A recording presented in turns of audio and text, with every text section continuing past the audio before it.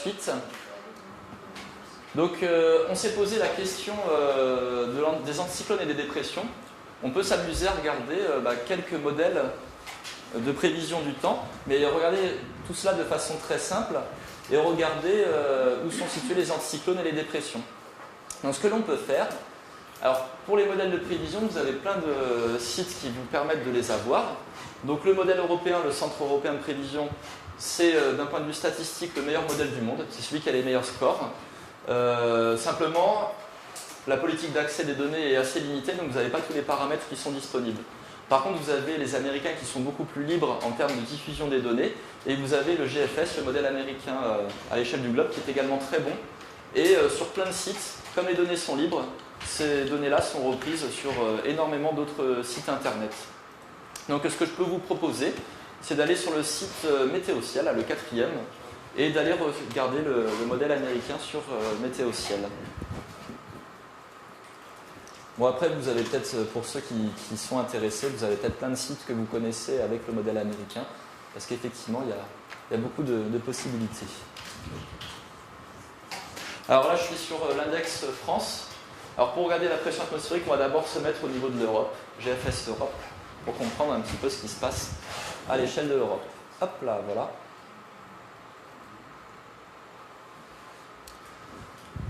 Et donc, on va retrouver l'échéance la plus proche dans ce moment, 14h locale, 12h UTC. Et on est bien content parce qu'on va retrouver l'anticyclone sur les îles britanniques. On va retrouver, alors effectivement, il n'y a pas de dépression, mais on voit que la circulation tourne quand même un peu dans le sens inverse des aiguilles d'une montre dans ce sens-là. Il y aurait presque une petite dépression relative à cet endroit-là, effectivement dans un courant de nord-ouest ici, en allant vers l'Europe du Nord et l'Europe de l'Est. Et puis en allant au sud de l'Espagne, donc les isobars sont en blanc, j'ai oublié de vous le préciser.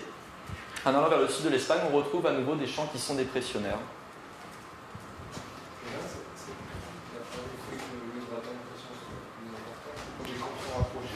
Voilà. Donc là, il va sûrement y avoir du vent très fort vers le Danemark et le nord de l'Allemagne. On doit sûrement avoir un vent assez fort par là-bas. Et puis nous, en France, on devine qu'on doit avoir plutôt du vent de nord, là ici, vers le nord de la France, qui tourne en vent d'est, là, vers la côte atlantique, vers le centre de la France. Et puis nous, à Toulouse, on est un petit peu déventé par rapport à tout ça, et les régions méditerranéennes semblent également déventées. Pourquoi tu indiques le vent parallèle aux isobars? Oui. Parce qu'on s'attendrait, si on prend une métaphore de type relief, on s'attendrait à ce que ça coule du bas à la fin du haut vers le bas, du bas vers le haut. Voilà. Alors tu as dû avoir une absence ce matin. Non, mais c'est juste parce qu'il y a Coriolis, en fait, qui est à prendre en compte. Voilà, Coriolis qui va dériver la particule vers la droite. Parce qu'effectivement, si ça durait que 30 secondes, effectivement, on irait directement dans le cyclone vers les dépressions. Mais comme le mouvement se fait sur plusieurs heures, et même, voilà, et ben on a la force de Coriolis qui est à prendre en compte. Et la force de Coriolis est très importante, hein. Je ne l'ai pas dit ce matin quand vous m'avez posé la question, mais la force de Coriolis est nulle à l'équateur, et c'est pour ça qu'on n'a pas de cyclone sur l'équateur. Voilà. Il y a besoin d'avoir quand même une force de Coriolis pour générer ces mouvements cycloniques, justement.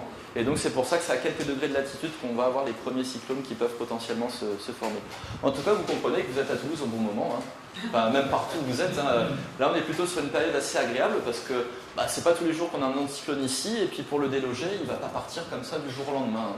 Donc on peut espérer que le temps va rester relativement agréable. Alors effectivement, il faut surveiller ce qui se passe ici parce qu'on voit qu'il y a quand même pas mal un courant perturbé qui circule.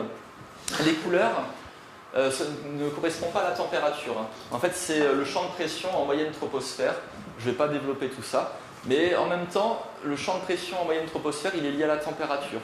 Donc c'est pour ça que c'est logique aussi de l'afficher en couleur, et ça montre en gros qu'il y a de l'air froid en altitude, même si ce n'est pas directement la température qu'on montre, mais on voit quand même, ça signale la présence d'air froid par là-haut. Voilà, vous avez... Ça va être difficile de déloger. Oui. Pourquoi? Parce que l'anticyclone, c'est une zone de temps relativement calme, où il ne se passe rien de particulier, et on voit que la dimension de l'anticyclone est assez vaste. Donc pour que l'anticyclone se déplace, il faut qu'il y ait quelque chose d'un peu plus actif qui vienne par là ou qui vienne par là. Enfin, en tout cas, voilà. On voit qu'il y a quand même quelque chose qui est assez bloquant au niveau de la situation météorologique. En fait, ce qui se passe, c'est que dès qu'on a un anticyclone à des latitudes assez nord, ça va en général repousser le courant perturbé plus au nord, ou éventuellement des petites poches isolées plus au sud, comme on le voyait au sud de l'Espagne, ou comme on le devinait aussi sur l'image satellite en Grèce. Et donc voilà, c'est une structure qui est stable en général plusieurs jours d'affilée. Donc c'est les moments où on ne se trompe pas dans nos prévisions, quoi. Sur l'échelle des couleurs, il y a marqué pression au sol. Oui. Vous disiez que c'était plutôt pression à moyenne altitude.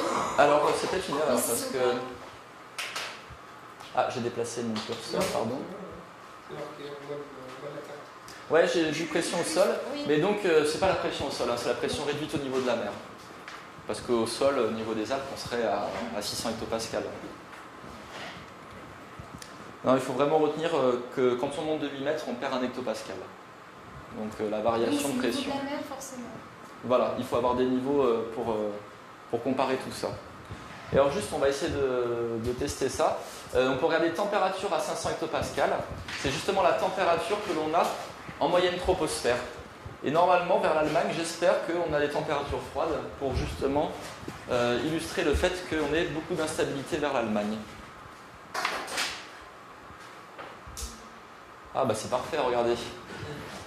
Alors j'ai pas vérifié avant, mais vous avez pile un minimum de température qui est présent vers le nord de l'Allemagne. Donc vous voyez, on regarde des choses avec la pression réduite au niveau de la mer, mais vous imaginez bien que quand on travaille pour faire une prévision météo, on est obligé de regarder énormément de champs météorologiques parce qu'il se passe plein de choses à tous les niveaux.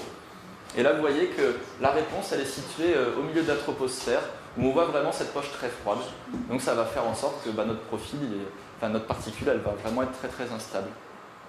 Alors que de l'autre côté, là vers la France, on est pile dans le contraire avec de l'air chaud et des valeurs hautes de géopotentiel. Ça va faire en sorte que l'anticyclone va vraiment rester en tout cas va rester un certain temps ici. Donc 500 hectopascales, là c'est l'altitude qui est donnée, c'est 5500 mètres. C'est en dizaines de mètres, en décamètres que c'est proposé. Donc si on veut regarder vite fait l'évolution pour les prochains jours, on peut avancer de 24 heures, même de 30 heures, pardon, puisque c'est le modèle de 6 heures ce matin. Hop là, donc là on est à demain midi, j'ai cliqué sur le bouton 30, et vous voyez que l'anticyclone est toujours présent. Il est même encore un peu plus fort, et un peu plus sur la France. Et on voit que le gradient de pression, là, les isobars se rapprochent. Donc vous l'avez peut-être vu à la télé hier soir, quand vous avez vu le temps de la semaine, mais il y avait du vent d'Est qui était pas mal mentionné sur les cartes météo pour le début de semaine, et effectivement là on devine avec ce sens de rotation là qu'il y aura du vent d'Est qui va rentrer. Alors le vent d'Est à cette époque de l'année, ça va, c'est pas de l'air glacial. En hiver ça aurait été de l'air froid, là cette saison-là ça devient déjà de l'air plus continental, donc pas forcément très très froid. On va avancer encore de 24 heures, donc on peut se mettre à échéance 54 heures. Et vous voyez que l'anticyclone est toujours présent. Il se décale petit à petit vers l'est, mais vous voyez qu'il est toujours assez marqué, avec toujours un courant d'est, et que globalement le courant perturbé est rejeté plus au nord. On commence à voir un petit peu les faiblesses d'Espagne qui se rapprochent, mais pour l'instant c'est pas méchant du tout. Et par contre, on peut avancer beaucoup plus loin, et vous allez voir que malheureusement je ne vous annonce pas de très bonnes nouvelles pour ce week-end. Voilà. Pour ce week-end, en fait, l'anticyclone il va toujours être présent assez nord. Mais ce qui se passe, c'est qu'il va y avoir un peu d'air froid qui va circuler en altitude vers la France et que ça risque d'évoluer à l'orage pour la fin de semaine et le début de semaine prochaine. Alors pour l'instant, le scénario est très incertain. Si vous avez vu à la télé hier, je mettais un indice de confiance de 2 et effectivement, il y a pas mal d'incertitudes sur la situation météorologique pour les prochains temps. Mais c'est possible que ça tourne du mauvais côté pour le week-end prochain. Alors, on a fini normalement. Juste... les sites d'observation pour regarder l'observation du temps qu'il fait.